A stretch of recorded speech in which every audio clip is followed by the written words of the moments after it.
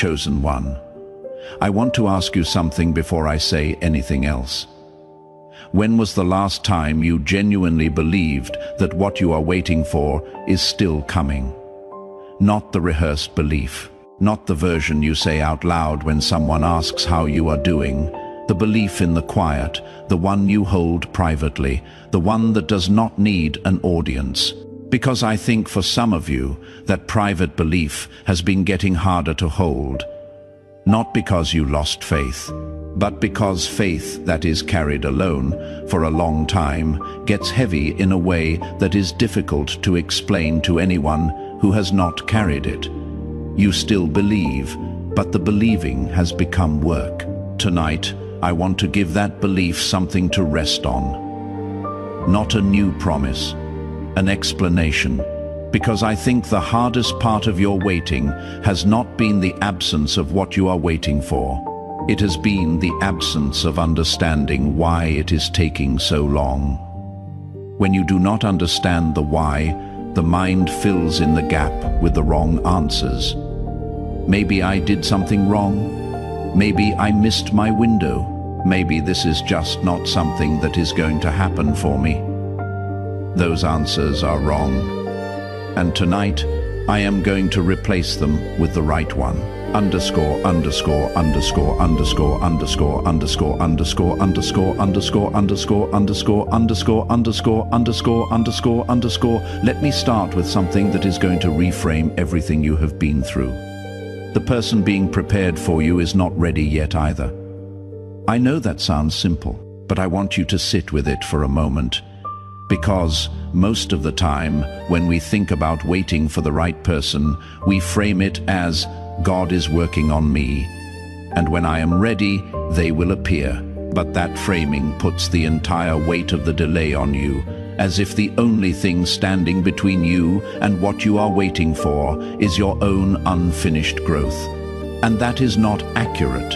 What is actually happening is a two-sided preparation. You have been in a process. And simultaneously, in a life you cannot see, someone else has been in their own process. Their own stripping down, their own seasons of silence, their own closed doors and collapsed plans, their own moments of praying into what felt like nothing, two people being shaped separately in different places through different circumstances toward the same convergence. And here is what God does not compromise on. He does not release the connection before both sides are ready, not because he is withholding something good from you, because he knows what happens when something arrives before the foundation can hold it. He has watched people receive too early and carry what they were not yet equipped to carry. He has watched the weight of an unprepared blessing damage the very thing it was meant to build. He will not do that to you, and he will not do it to the one being prepared for you. So the waiting has never been about punishment. It has never been about you being less than. It has never been about God forgetting what he promised. It has been about two people being built to a standard that can sustain what is coming, and the standard is almost met on both sides. Underscore, underscore, underscore, underscore, underscore, underscore, underscore, underscore, underscore, underscore, underscore, underscore, underscore, underscore, underscore, underscore. I want to explain what that preparation has actually looked like in your life. Because I believe you have been in it without fully recognizing it for what it was. There were relationships that ended. Some of them ended painfully. Some of them ended in ways that made you question your judgment, wonder what was wrong with you, sit with a grief that surprised you with how long it lasted. And in the aftermath of those endings, you learned something that no season of abundance could have taught you. You learned the difference between someone who chose you and someone who needed you. You learned what it feels like when a person's presence in your life is conditional, contingent on what you provide, what you perform, what you produce.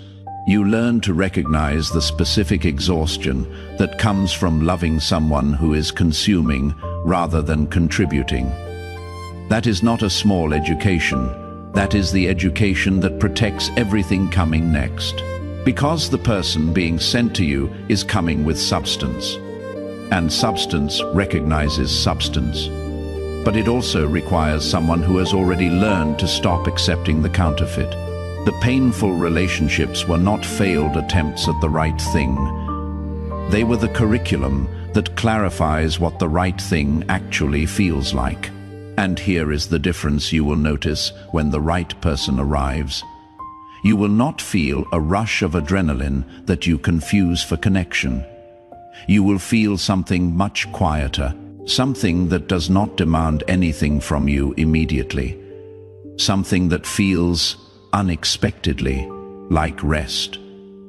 Like you have been holding your breath for a very long time, and this person's presence is the first deep exhale. That is not how the counterfeits felt.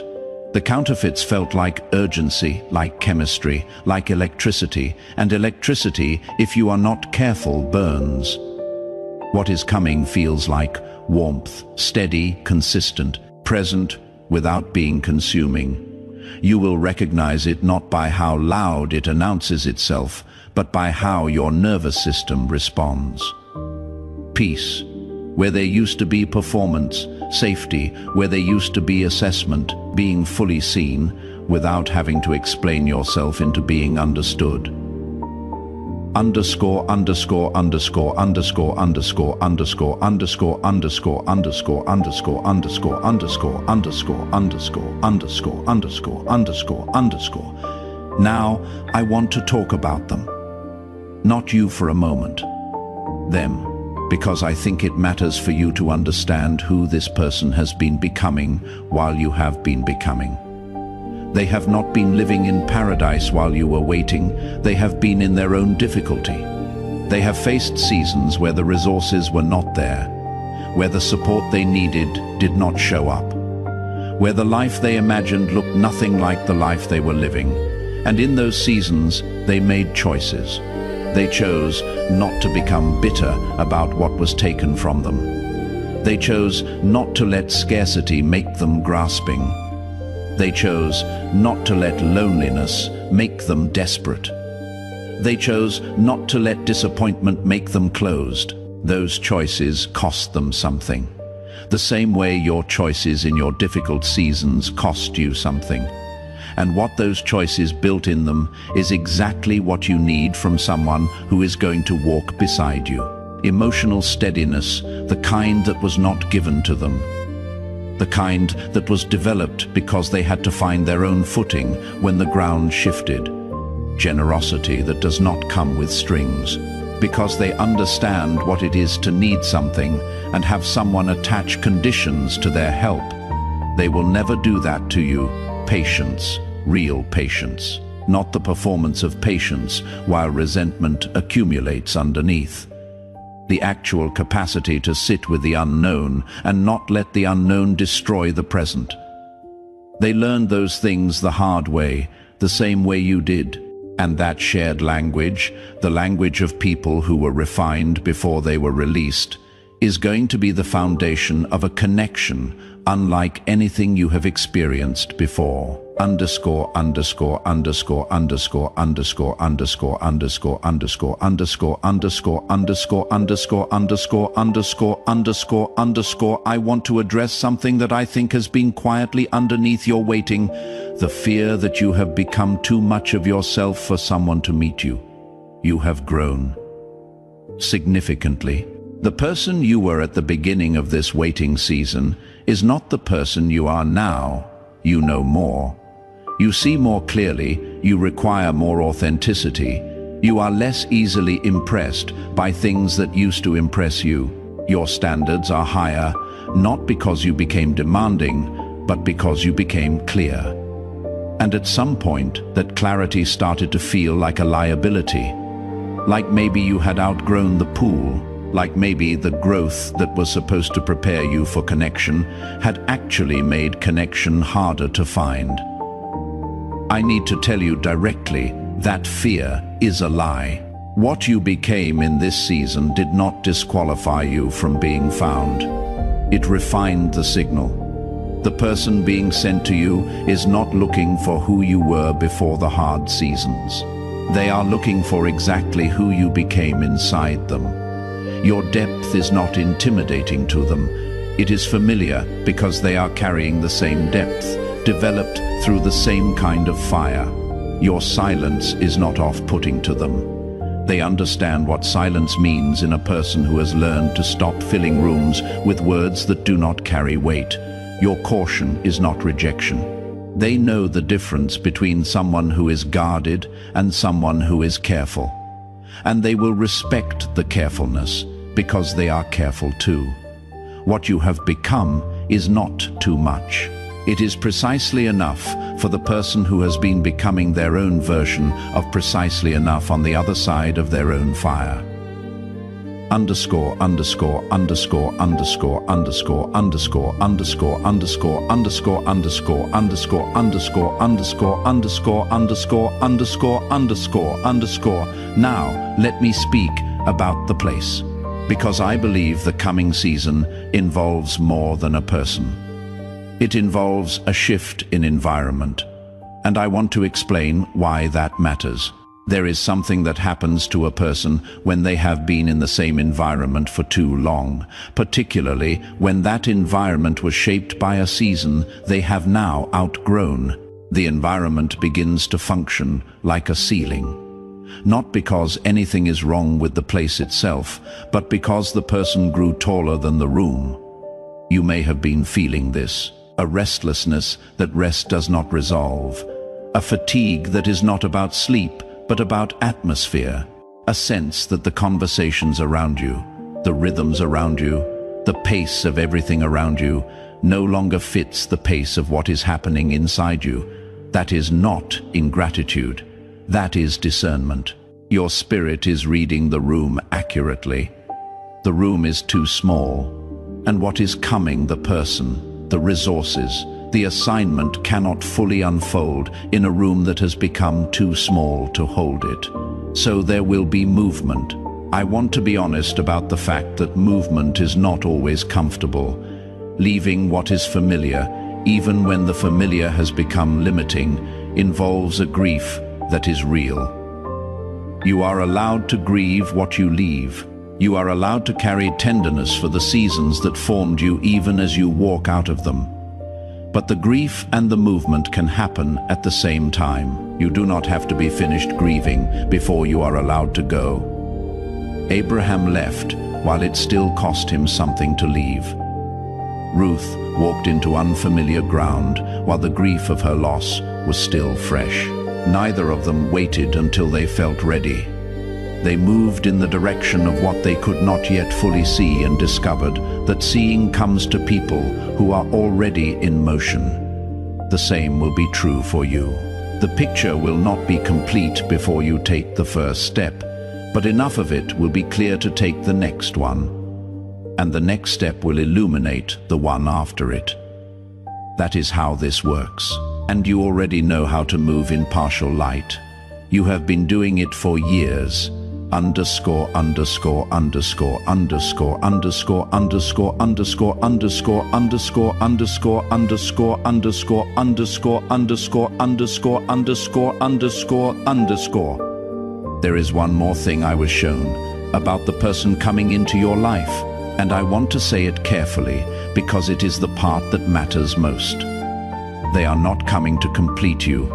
I know that sounds like it should be obvious, but I think there is a version of waiting that quietly slides into hoping to be rescued, where the prolonged difficulty of the season creates an invisible expectation that the person being sent will arrive and make the difficulty stop, that they will be the answer to the exhaustion, the solution to the financial pressure, the fix for the loneliness, the thing that finally makes the life make sense.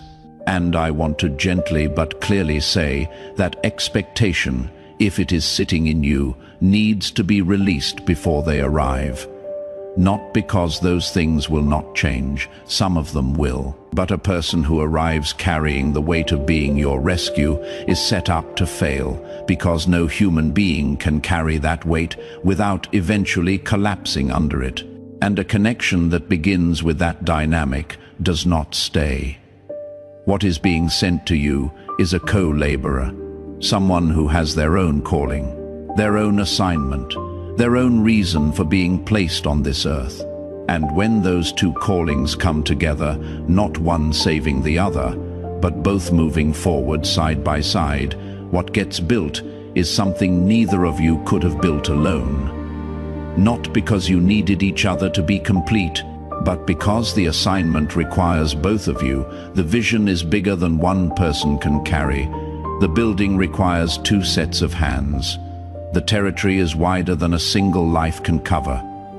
That is the design, and arriving at it, healthy arriving with your wholeness intact, with your identity settled, with your dependence placed correctly on God, and not on what is coming, that is the preparation this season has been doing in you. You are almost there. I want to speak directly to the fatigue now, because I know that for some of you, this is not your first time hearing that something is coming. You have heard it before. You have believed it before. You have held the hope carefully, trying not to squeeze it too tightly, trying to stay open without becoming desperate, and the seasons kept turning, and the thing kept not arriving. And now you are here, still holding, still believing, but tired in a way that goes deeper than tired. The kind of tired that lives in the part of you that has been patient for so long, it has almost forgotten what it was being patient for. I want to say something to that part of you. Your faithfulness was not wasted, not a day of it, not one morning where you chose to get up and keep going when everything in you wanted to stop, not one prayer you prayed into silence, not one moment of choosing integrity when compromise would have been easier. None of it was wasted. It was all building something, not in the loud, visible, measurable way that makes you feel like progress is being made. In the quiet, foundational way that becomes visible only in retrospect when you look back from the other side of the breakthrough and trace the thread back through every ordinary, faithful, exhausting day and see what was being constructed the entire time. You are almost at the place where the looking back happens. I want to be honest with you about what that means. It does not mean everything changes overnight. It does not mean the next 30 days will resolve everything the last several years set in motion. But it means the direction has changed. The long period of going underground of seeds buried in soil that showed no signs of producing anything is transitioning. And what is beginning to break the surface is going to grow faster than the years of waiting made you expect, because that is what happens with seeds that took a long time to germinate. When they finally break through, they grow with an urgency that makes up for the time they spent underground. The growth is coming. The person is coming. The shift is coming. Not because I am telling you what you want to hear, but because what was planted in you during this season was always designed to produce. And it is producing underscore, underscore, underscore, underscore, underscore, underscore, underscore, underscore, underscore, underscore, underscore, underscore, underscore, underscore, underscore, underscore, underscore, underscore. Receive this with me. Father, I thank you for the person standing at the edge of this new season. I thank you for the years they carried what others could not carry, for the silence they endured without walking away, for the private faithfulness that no one else saw, but that you recorded in full. I speak over them now. The waiting is not wasted. The preparation is complete. The person being sent carries what they need and needs what they carry.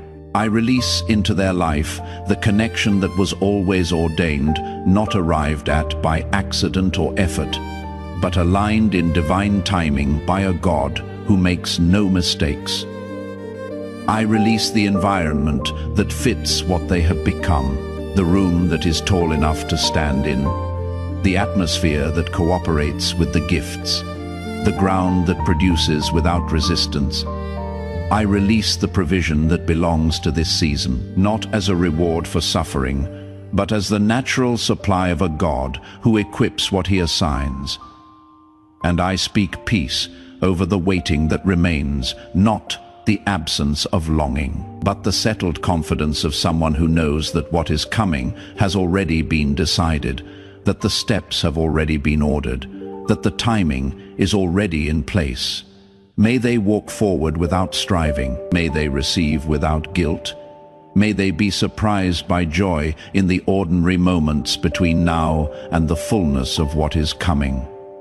In Jesus' name, Amen. Underscore, underscore, underscore, underscore, underscore, underscore, underscore, underscore, underscore, underscore, underscore, underscore, underscore, underscore, underscore, underscore, underscore, chosen one. If this word settled into a place in you that needed to be reached tonight, the private place, the tired place, the still believing but barely place, leave a comment with the words, "Both of us were being prepared." Because that is the truth. And sometimes the truth needs to be spoken out loud before it fully lands. If someone in your life is in their own long season of waiting, carrying the same quiet fatigue, asking the same private questions, send this to them. Be the word that reaches them tonight. Subscribe so you are here when the next message comes. Until then, go knowing that the other side of this preparation is not a promise. It is an appointment, and appointments in God's calendar are never missed. Amen.